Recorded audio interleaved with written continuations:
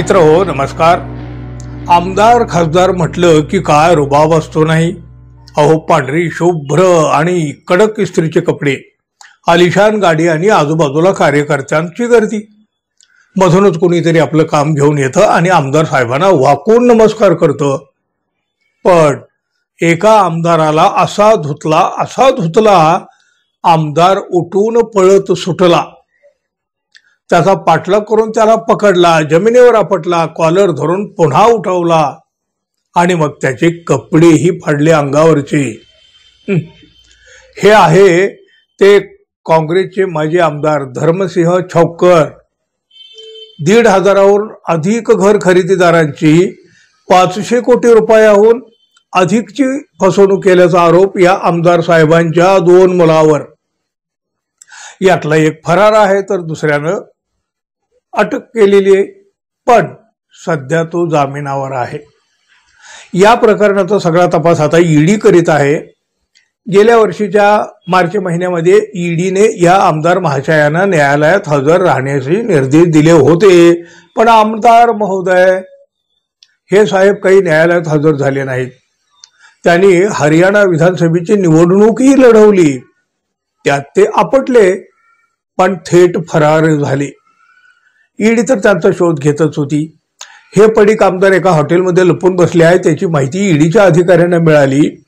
ईडीचे अधिकारी हॉटेलमध्ये घुसले आणि हे पाहताच या माजी आमदारानं तिथून पळ काढला।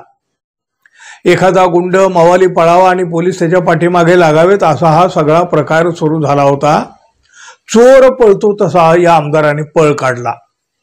ईडीच्या अधिकाऱ्यांनी पाठलाग करून त्याला पकडला, जमिनीवर पाडला, कॉलर आपटून उचलून पुन्हा उठवला आणि त्याच्या अंगावरचे कपडे सुद्धा फाडले। एखाद्या गुंड मावालीची अवस्था झाली हो या आमदारांची। तुम्ही पाहिला असेल ना तो व्हिडिओ? नाही? मग आधी पहा।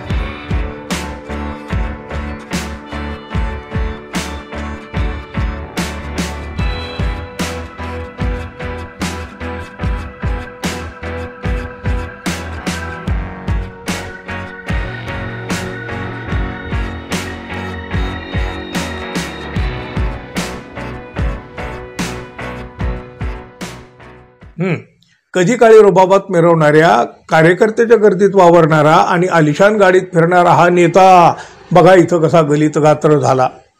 आजवर कुठल्याही आजी माझी आमदाराची अशी अवस्था झाली नसेल बुवा।